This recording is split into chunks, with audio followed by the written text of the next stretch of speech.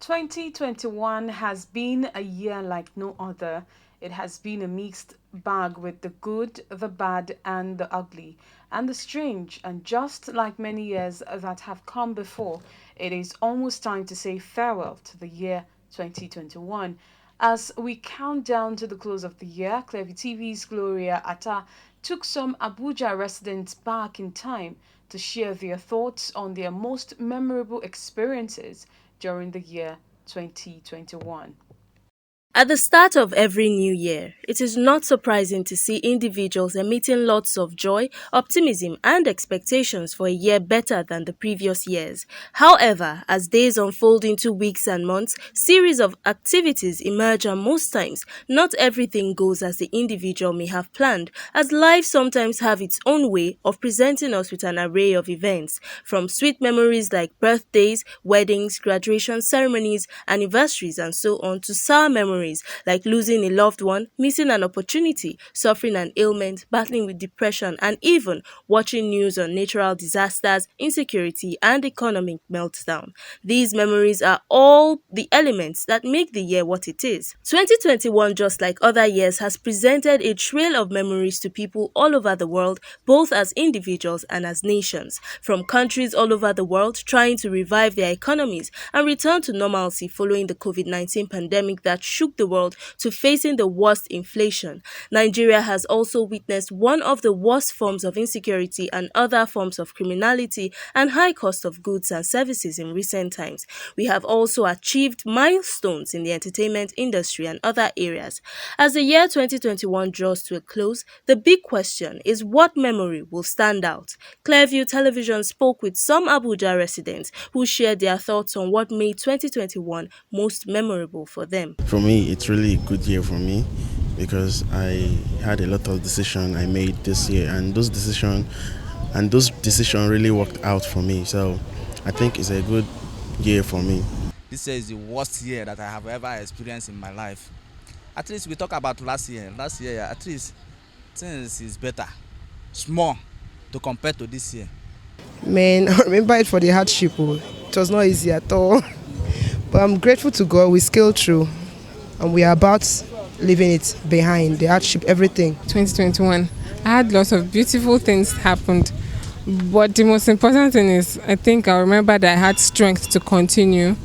No matter what happened, I was able to find strength. And I'm most grateful for life because it's not easy. 2021 has been very, very hectic and, troublesome in a way because it's not easy. We've been hearing kidnapping, killing, this and even to travel is a difficult issue. Now that we're in festive period, most of us are just tied down. We can't move. You're not sure what will happen on the road as you're traveling to your destination and all that. I have nothing to write home about 2021. They also spoke on their expectations for 2022. I would love to say many people suffered this year, and that is, I'm referring to the government. And I pray that in the year 2022 that we are stepping into, that we'll have the good leader. Thank God that I'm alive. And I wish I will see, because we're not in 2022 yet. So I wish I will see 2022. As the year draws to a close, the gift of life is indeed one thing that remains uppermost. As they say, when there is life, there is hope. So all we can do is hope for a better 2022. Gloria Atta, reporting for Clearview Television. Grammy-winning singer Billie Eilish recently spoke about an addiction to watching pornography starting at age 11 and how it gave her nightmares and messed her up when she started dating.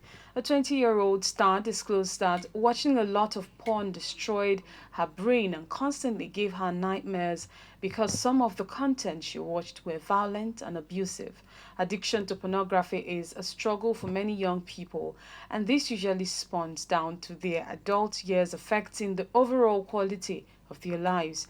In this special report, Clever TV's Gloria Atta pieced together signs parents should look out for to know if their children are viewing porns. Addiction to pornography continues to remain a fierce battle for many individuals all over the world. Pornography addiction affects one's physical, mental, social, or financial well-being and ultimately affects the quality of their lives. This makes one wonder how much impact it would have on a child.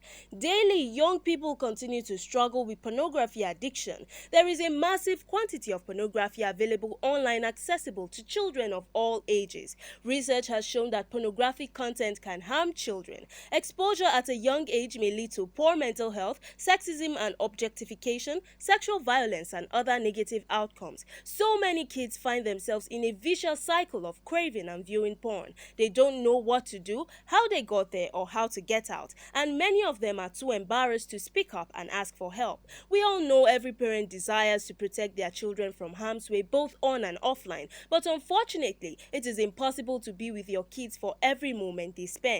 It is therefore crucial that you watch for signs if your child is behaving in an inappropriate way online.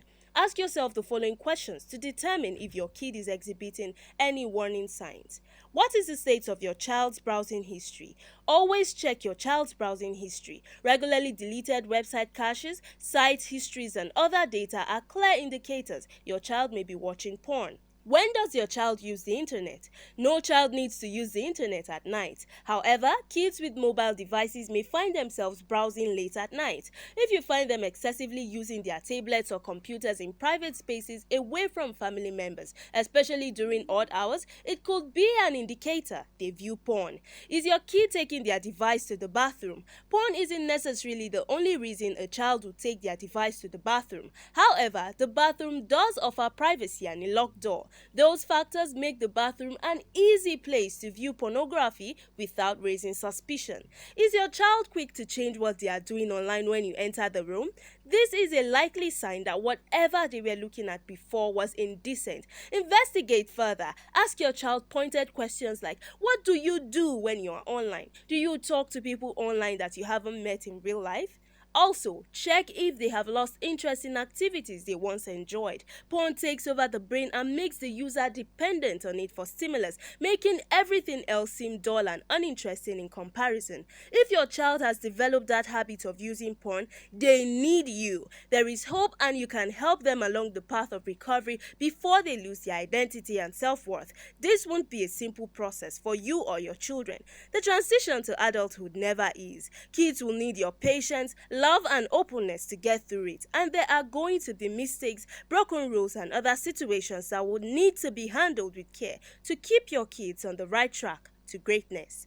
Gloria Atta reporting for Clearview Television. Progressive Mandate Movement, a group within the governing All Progressives Congress, has given the Mai Mala Buni-led caretaker and extraordinary convention planning committee an ultimatum of January 5, 2022 for the immediate release of processes leading to the National Convention. This is as it threatened to make the National Secretariat ungovernable for the CEC-PC by launching Operation Occupy APC National Secretariat. The ultimatum is contained in a statement signed on Sunday night in Abuja by its national coordinator Abdullahi Mohammed and the secretary Adekunle Fijabi, titled Respect Buhari, Keep to February 5 National Convention Date. According to the statement, the PMM also challenged Buni-led CECPC to ensure that the party's national convention would not fail to hold by February 5, 2022.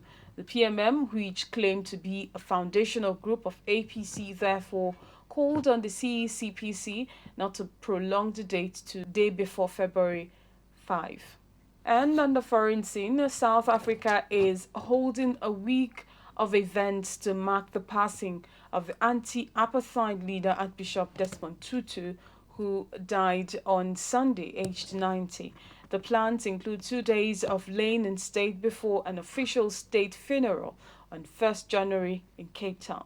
Tributes have been pouring in from leaders around the world, including Queen Elizabeth II, US President Joe Biden, and Pope Francis. Tutu was one of the country's best-known figures at home and abroad. South African President Cyril Ramaphosa said in a statement that Tutu had helped bring about a liberated South Africa, a contemporary of Nelson Mandela, Tutu was awarded the Nobel Peace Prize in 1984 for his role in the struggle to abolish the apartheid system enforced by the white minority government against the black majority in South Africa from 1948 to 1991. On Sunday, South Africans of all ages and backgrounds stopped by Cape Town St. George's Cathedral to lay flowers and pay tribute to the country's national hero. In honor of Tutu, the bells of the cathedral, the oldest in South Africa, will be rung daily at noon local time until Friday.